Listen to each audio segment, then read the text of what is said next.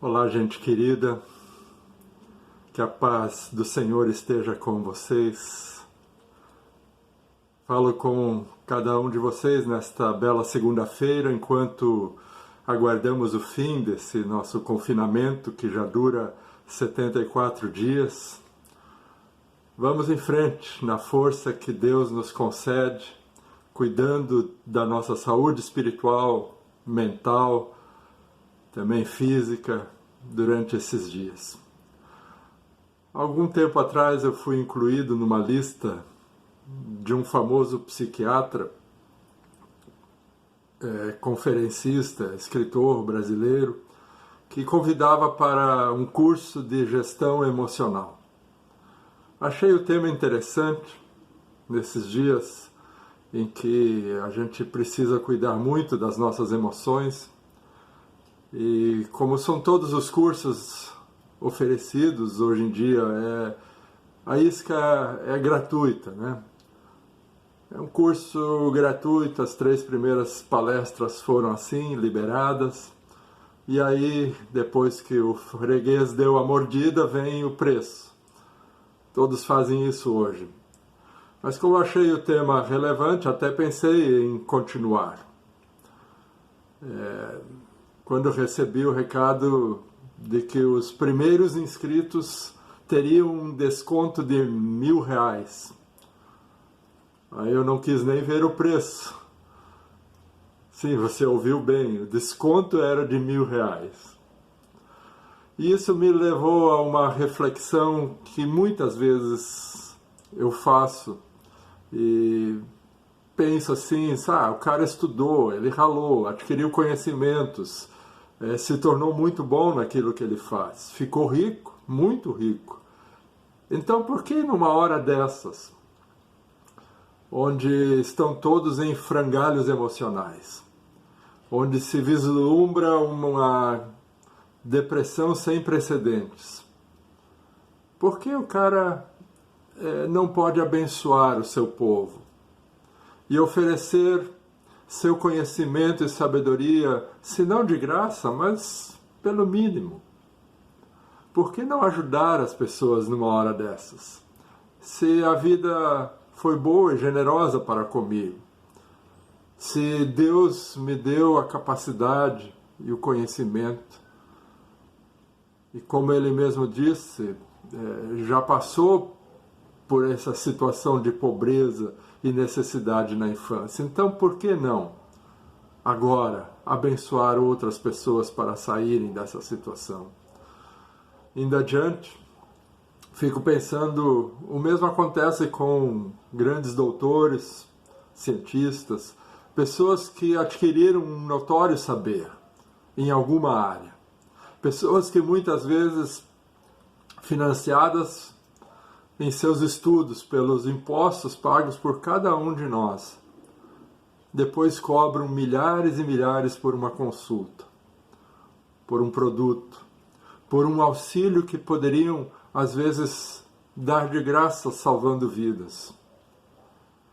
Tem a parte que é justa, merecida, mas quando ultrapasso isso e me nego a estender a mão para ajudar alguém, sendo que eu já tenho muito, mas muito mais do que o suficiente para viver, aí não dá para entender. Talvez aí entre uma questão um pouco mais profunda, um problema gerado lá no início, na cosmovisão, a visão de mundo que a gente tem. As Escrituras falam desse problema desde o começo. Dizem que quando o ser humano se alienou do seu Criador, passou a viver para si.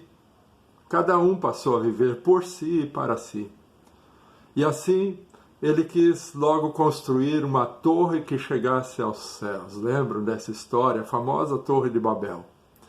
Imagino que não fazia nem cócegas as torres mais altas que conhecemos hoje. A mais alta hoje está em Dubai, é chamada Burj Khalifa, se é assim que se fala, tem 160 andares e 828 metros de altura. gigantesca. Não será a última. A intenção em Babel era clara. Vamos construir uma torre que alcance os céus e torne célebre o nosso nome. A intenção é a mesma até hoje. O nosso nome, o nosso poder, a nossa capacidade. Quando me coloco no centro do universo e destrono Deus deste lugar, o resultado invariavelmente é o mesmo de Babel. Confusão, divisão de linguagem, divisão social. E só um fato é acirrado: o poder. A luta pelo poder, para ver quem pode mais. Se os Emirados Árabes conseguem fazer uma torre desse tamanho, nós também temos que fazer. E vamos fazer uma maior, e maior, e maior, e maior. Quando o primeiro astronauta, ou cosmonauta russo, Yuri Gagarin, foi lançado ao espaço em 1961, 51 anos atrás, ele deu uma volta na Terra, não chegou bem a 50, né? Ele deu uma volta na Terra e pronunciou a famosa frase: "Eu fui ao céu", e Deus não estava lá. A Rússia, que tinha um governo marxista na época, ateísta, difundia esta cosmovisão da não existência de Deus. Tantas vezes, outros também já decretaram a morte de Deus. E ele, será que morreu por causa disso? No último sábado agora, assistimos maravilhados imagens ao vivo, não só do lançamento de uma nova nave tripulada, mas do perfeito funcionamento de tudo, com imagens reais e ao vivo, de dentro da cabine, de dentro do local de comando. Enfim, tudo funcionou perfeitamente. E para mim o mais maravilhoso foi ver que aquele foguete que levou a nave ao céu, ao espaço para ir até a estação espacial, ver o foguete propulsor sem tripulantes retornar, depois de sair da atmosfera terrestre, reingressar nela e ser conduzido e pousar inteirinho e seguro na plataforma de um navio, como se fosse um brinquedo. Não é extraordinário? Eu achei fantástico. Qual é o limite para o conhecimento humano? Parece não haver. Contudo, é nessa hora que eu me lembro do problema da cosmovisão.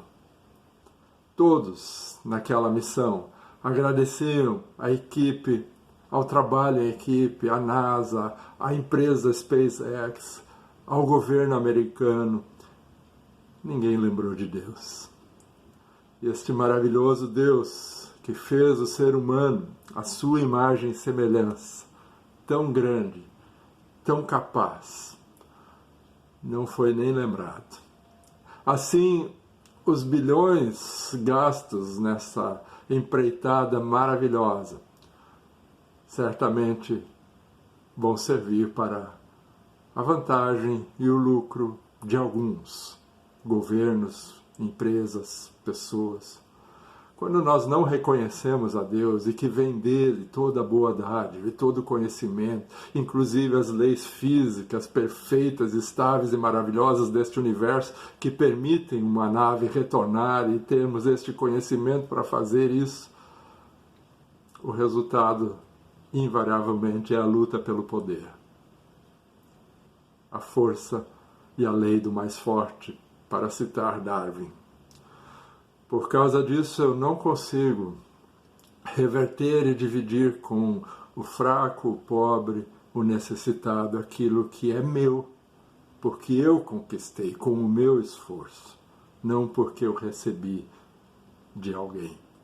Foi o meu investimento que me levou lá. E assim eu não consigo olhar para o lado, para a necessidade do outro, para aceitar alguém com uma cor de pele diferente da minha, e eu não gasto os mesmos milhões gastos nas torres deste mundo, nas naves deste mundo, para colocar comida na mesa do faminto.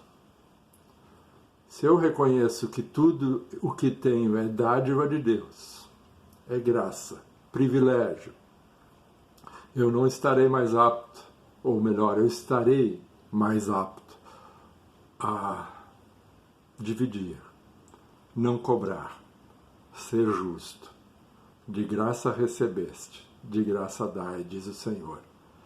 Hoje eu escrevo esta mensagem um pouco mais longa, embalado pela música de Bach, que foi um compositor que dedicava todas as suas músicas ao Deus que o havia capacitado para tal. Uma das mais belas, Jesus, alegria dos homens. Que Deus seja a nossa alegria. Que também nós possamos fazer como diz o Salmo 113, com ele eu concluo leitura deste dia: louvai ao Senhor, aleluia, louvai servos do Senhor, louvai o nome do Senhor, bendito seja o nome do Senhor, desde agora e para sempre, do nascimento do sol até o seu ocaso, porque o Senhor é excelso e está acima de todas as nações, e a sua glória acima dos céus. Quem há semelhante ao Senhor nosso Deus, cujo trono está nas alturas, que se inclina para ver o que se passa no céu e sobre a terra?